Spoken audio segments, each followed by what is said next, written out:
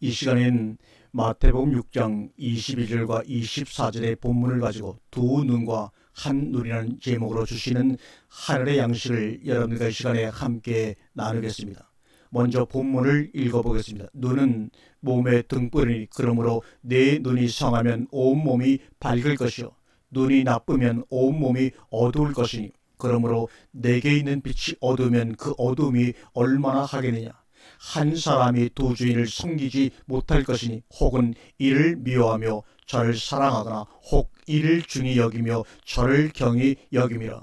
너희가 하나님과 재물을 겸하여 섬기지 못하느니라. 아멘. 눈은 몸의 등불입니다. 산상순의 중요한 흐름은 두 가지 문제로 요약할 수가 있으니 하나는 하나님 나라의 성취인 하나님의 의요, 또 하나는 그와 대비되는 땅에 속한 세상 체계인 인간의 의라고 할 수가 있습니다. 이 둘의 다툼이 끊이지 않는데 결국 인간의 의가 득세하면서 인간은 갈등을 계속하게 됩니다. 여기에 하나님 나라의 생명이 뿌려지고 자신의 영토 확장을 위한 전쟁의 연속선상에서 역시 두 주인의 문제가 등장합니다. 그것은 하나님과 재물이라는 문제입니다. 두 주인의 문제는 동시에 눈과도 관련이 됩니다. 한 사람이 두 주인을 섬길 수 없다는 사실에서 하나님이나 아니면 재물에 속해 있느냐를 확인하게 됩니다. 눈이라는 헬라어는 옵달모스. 본문에 대비되어 나타나는 두 개의 눈이 있는데 옵달모스 수 하프로스와 옵달모스 포네로스입니다. 여기서 눈의 종류를 설명해 주고 있는 것이 하프로스와 포네로스입니다. 소위 개역성경의 번역대로 한다면 성한 눈과 나쁜 눈입니다. 악한 눈이란 것입니다. 눈이 성하다고 할 때 이 성한 눈은 무엇을 말하는 것인가? 본래적 의미로는 순진한 혹은 명확한이라는 뜻을 가지고 있습니다. 우리가 주목할 만한 번역으로는 킹 제임스 버전인데 이 문장을 다음과 같이 킹 제임스 버전은 번역하고 있습니다. The light of the body is the eyes. If therefore sin, I be single. 무엇이 선한 눈인가? 싱글한 눈이 선한 눈이다. 한결같은 그리고 하나의 눈이 성한 눈이다. 그와 대비되는 나쁜 눈은 무엇이겠는가? 하나 이상의 눈이다 그 말입니다. 그래서 보이는 것이 여러 개로 보이게 복잡하고 혼돈하게 됩니다. 5장 29절에 만일 내 오른 눈이 너로 실족게 하거든 빼어내 버리라. 내 백체 중 하나가 없어지고 온몸이 지옥에 던지지 않는 것이 유익하며 이렇게 말씀하고 있습니다. 만일 눈이 우리를 실족하게 하면 두 개의 눈이 멀쩡하게 뜨고서 사물을 보게 되고 음욕도 품고 실족도 할 것이 아닌가. 오른쪽 눈만 뜨고 음욕을 품으면 죄를 범하는 경우도 있다는 말인가. 그것이 가능하다면 그는 참으로 재주가 좋은 사람입니다. 한 눈은 감고 한 눈만 뜨고 죄를 범할 수 있는 남다른 재주를 지녔기 때문입니다. 만일 내 오른손이 너를 실족해 하거든 찍어 내버리라.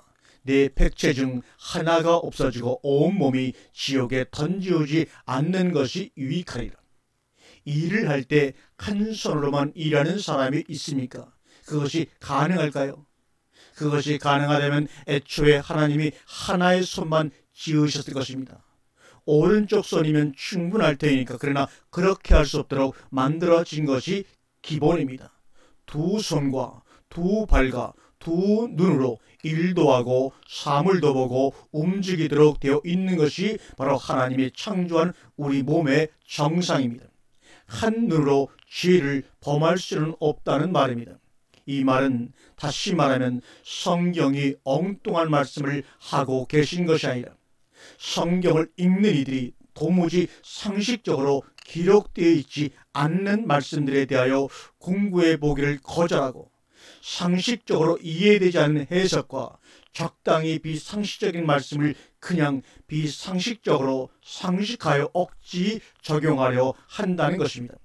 오른쪽 눈이 너로 실족해 하거든 하고 해석을 한다면 참으로 상식 이하의 말씀이 될 것이지만, 왜냐하면 한쪽 눈으로 범죄할 수 있는 것은 사실상 정상적이지도 실제적이지도 않기 때문에 옳다고 하는 옳은 눈, 스스로 우편에 있다고 생각하는 옳은 눈이 자신을 실족해 한다는 사실을 알게 되면 그것은 도무지 비상식적인 말씀이 아닌 산상순의 간곡한 원함이라는 것이 드러나게 됩니다. 이 눈은 결코 성안드릴 수 없습니다. 왜냐하면 결국 자기 자신을 실족해 하는 눈이기 때문에 빼어보내지 않으면 안 되는 눈입니다. 그래서 마태복음 18장 9절에 보면 만일 내 눈이 너를 범죄케 하거든 빼어내버리라. 한 눈으로 영생에 들어가는 것이 두 눈을 가지고 지옥불에 던지는 것보다 나으리라. 두 눈과 한 눈의 문제가 드디어 나왔습니다. 두 눈으로는 실족할 수밖에 없습니다. 사물이 두 개로 보이는 눈을 가지고 있는가? 혼돈입니다. 본래 난시는 사물의 상이 여러 개로 보이므로 두통을 일으키게 하는 원인이 된다고 얘기들을 합니다. 두 개 눈으로, 한 눈으로는 하나님을 섬기고 또 다른 눈으로는 재물을 섬기고가 가능하리라고 생각을 하십니까? 두 주인은 섬길 수 없게 되어 있습니다. 하나님의 의와 자신의 의가 적당히 어우러질 수 있는 것인가? 그래서 구원은 하나님의 의인 은혜로 받고 상급은 그 이후에 자신의 의로움으로 받는 것인가? 그 상급이 당신의 재물이 아닌가? 하나님의 나라는 그러한 나라가 아닙니다. 머리 써야 할 상급이 도대체 무엇입니까? 생명의 면류관이 무엇입니까? 이름 그대로 생명이 면류관입니다. 이사야서는 우리가 쓰고 입는 것에 대해서 자세히 언급해주고 있습니다.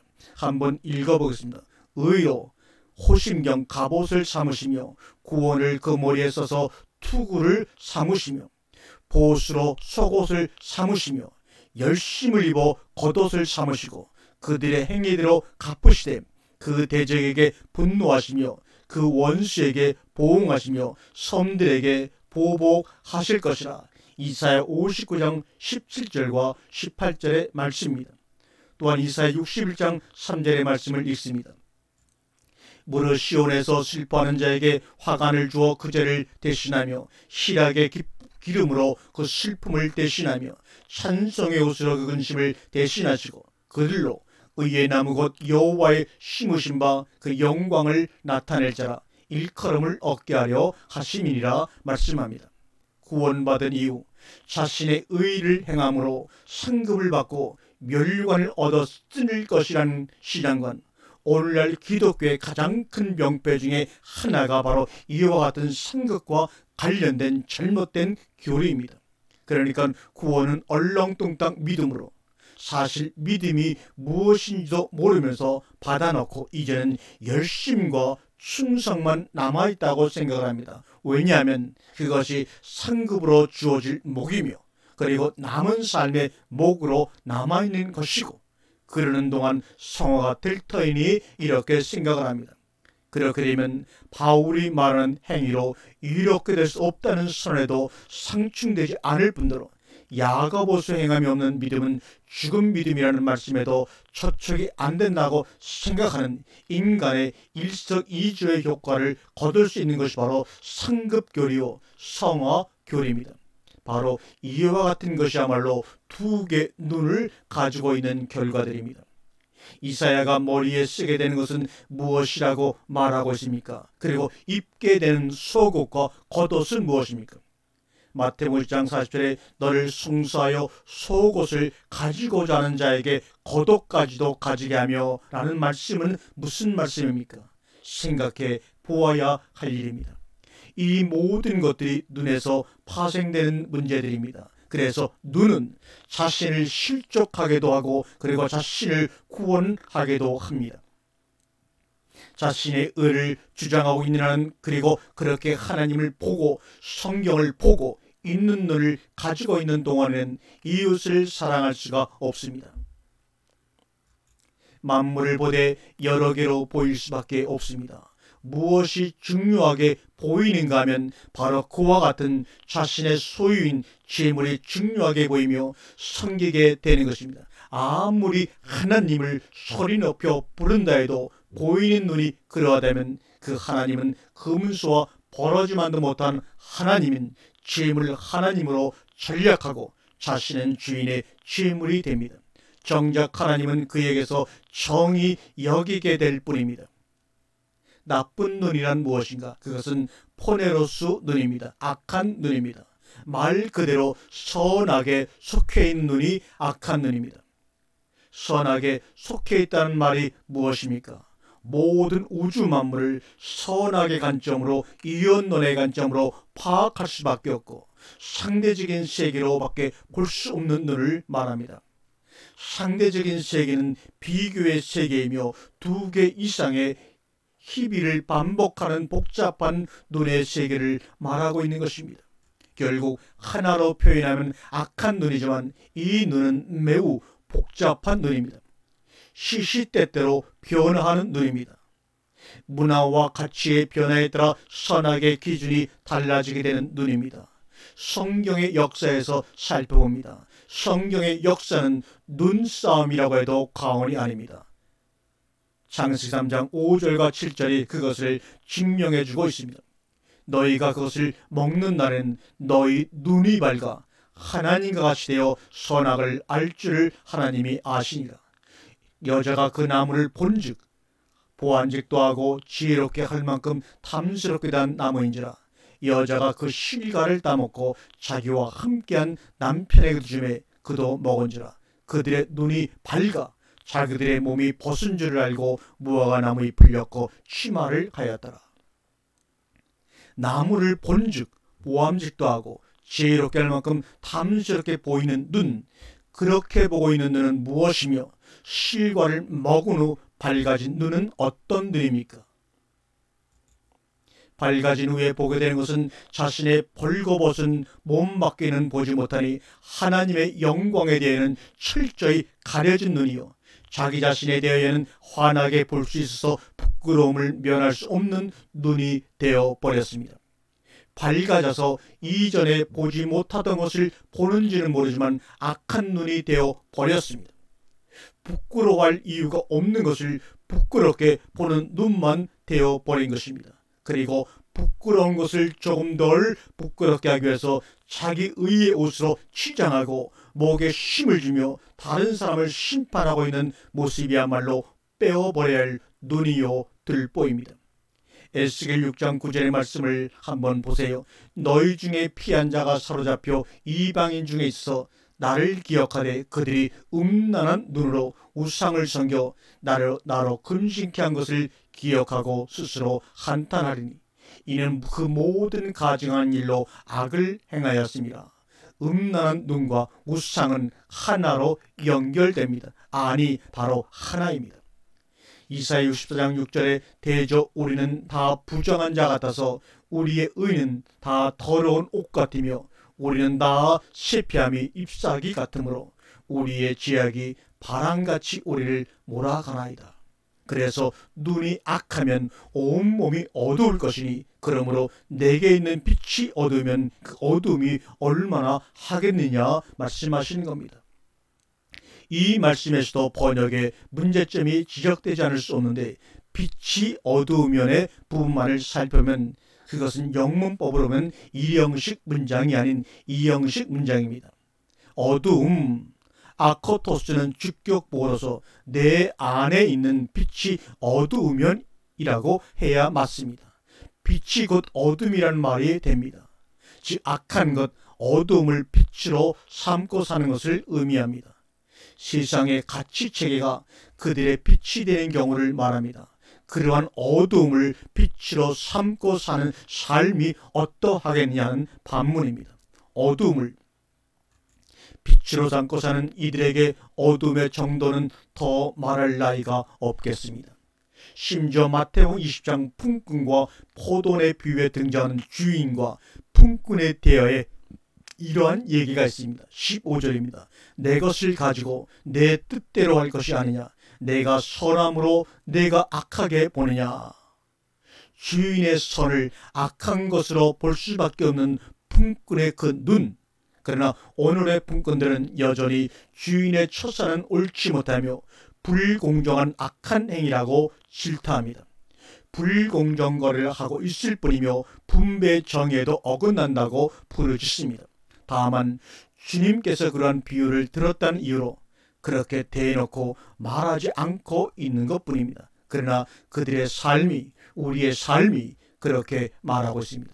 그리고 도무지 그러한 비유의 참뜻이 드러나지 않습니다. 고개만 갸우뚱해질 뿐입니다. 이러한 눈은 어떤 눈에게 그러합니까? 어두움을 빛으로 삼고 사는 사람들은 빛을 악하다, 잘못된 것이다고 규정하고 그것을 질타합니다. 선을 악으로 볼 수밖에 없는 눈, 빼어버려야 할 눈이 아닙니까? 그와 반면에 성한 눈은 심플한 눈입니다. 키텔은 그의 신학사전에서 하프로스가 심플의 의미로도 쓰였다는 사실을 그의 신학사전에서 지적하고 있습니다. 심플이란 말은 단순히 지적인 절하를 의미하는 것이 아닙니다. 지식에까지 새로워지지만 여러 개의 눈으로 혼란스럽지 않는 눈을 말하고 있는 것입니다. 예수님의 사역은 바로 이와 같은 눈을 회복시키고자 하는 거였습니다. 다시 말하면 실족하게 하는 눈을 빼어버리고 두 눈을 하나의 싱글의 눈으로 만들고자 하는 사역입니다. 멀쩡 같은 두 개의 눈을 가지고 지옥에 가는 것보다는 외눈박이가 되어 천국에 들어가기를 소원하는 것입니다.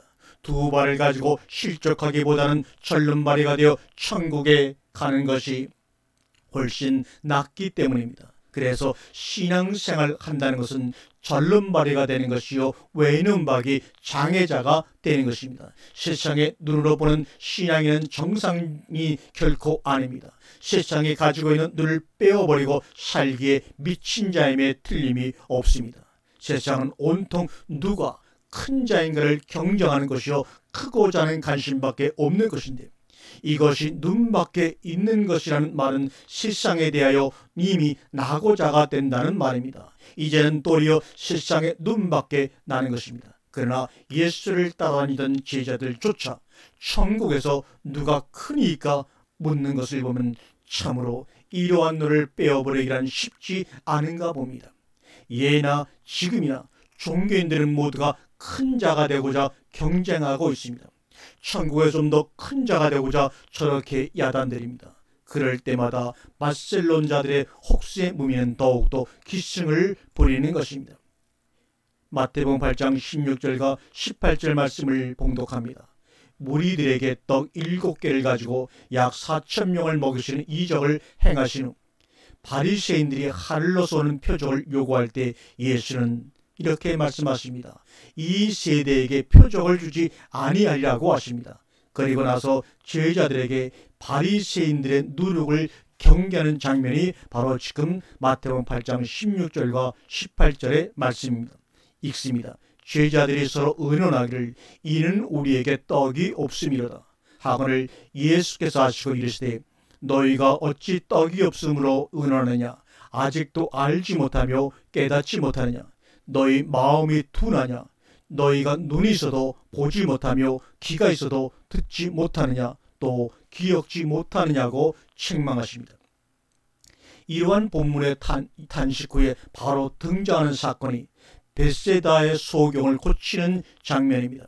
더불어 예수 그리스도의 정체성에 대한 제자들과의 대화가 이어집니다. 이러한 일련의 기사들은 예수 그리스도에 대한 잘못된 우리의 감겨져 있는 눈을 뜨게 하는 것이 얼마나 예수님의 관심사였는지를 알게 합니다.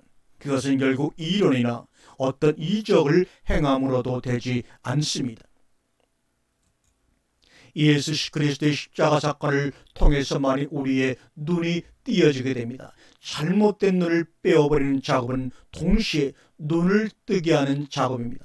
세상의 눈을, 실족게 하는 눈을 빼어버려야 하나의 눈으로 볼 수 있기 때문입니다. 에베소 1장 18절과 19절에 너희 마음 눈을 밝히사 그의 부르심의 소망이 무엇이며 성도 안에서 그 기업의 영광의 풍성이 무엇이며 그의 힘의 강력으로 역사하심을 따라 믿는 우리에게 베푸신 능력의 지극히 크심이 어떠한 것을 너희로 알게 하시기를 구하노라. 섬긴다는 말, 둘루오라는 말은 한 사람이 두 주인을 섬기지 못할 것이니 혹 이를 미워하며 저를 사랑하거나 혹 이를 중히 여기며 저를 경히 여김이라.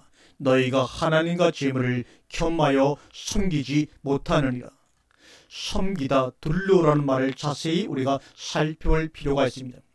우리말 번역을 보면 섬기다는 타동사입니다. 그래서 섬기는 대상을 보면 목적으로 표현됩니다. 하나님을 섬긴다든지 재물을 섬긴다든지 대상이 분명합니다. 우리말로는 또한 그렇게밖에는 표현할 길이 없습니다. 그런데 헬라어에는 몇 가지 독특한 동사들이 있습니다. 문법적으로는 소위 역격 지배동사라고 하는 것입니다. 흔히 오늘날 우리들의 시각에서 보면 목적어를 취해야 될 듯한데 역격을 취하는 동사들입니다. 문법학자들은 이를 편의상 역격 지배동사라고 이름하고 있습니다. 그런데 역격 지배동사의 대표격이 바로 오늘 지금 얘기한 섬기다, 둘러라는 동사입니다. 이 둘러란 말은 예속하다, 속박되다는 말로도 쓰이는 동사입니다. 이 일련의 역격 지배동사들의 성격과 뉘앙스를 살펴봅니다. 그리고 보면 목적격을 쓰지 않고 역격을 쓰는 이유와 까닭을 조금은 짐작할 수가 있을 것입니다. 아니, 결코 목적격을 사용해서는 안 되는 것입니다.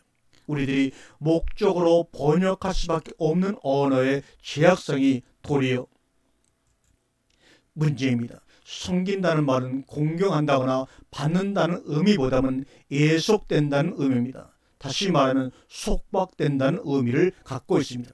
하나님에게 예속되어 있느냐 아니면 재물에게 예속되어 있느냐 하는 문제입니다. 섬긴다는 말의 의미에 가장 맞는 것은 하나가 된다는 것입니다. 완전히 예속이 될 때만 하나가 되는 것이요, 그러할 때 섬긴다는 말도 그 의미에 맞는 것이 됩니다. 그래서 무엇에 예속되어 있으며 자신이 현재 어디에 현주소를 두고 있느냐 하는 문제가 됩니다. 하나님에게 소속이 되어 있느냐 아니면 재물에게 소속이 되어 있느냐 하는 문제입니다. 동시에 두 곳을 신민권을 가질 수 없는 원리를 말하는 것입니다. 두 주인을 동시에 섬길 수 없다는 말은 재물과 하나님이 동시에 우리를 살게 하는 주로서 성립할 수 없다는 것을 분명히 말해주고 있습니다. 한 사람이 두 주인을 섬기지 못할 것이니 혹 이를 미워하며 저를 사랑하거나 혹 이를 중히 여기며 저를 경히 여김이라. 너희가 하나님과 재물을 겸하여 섬기지 못하느니라. 아멘.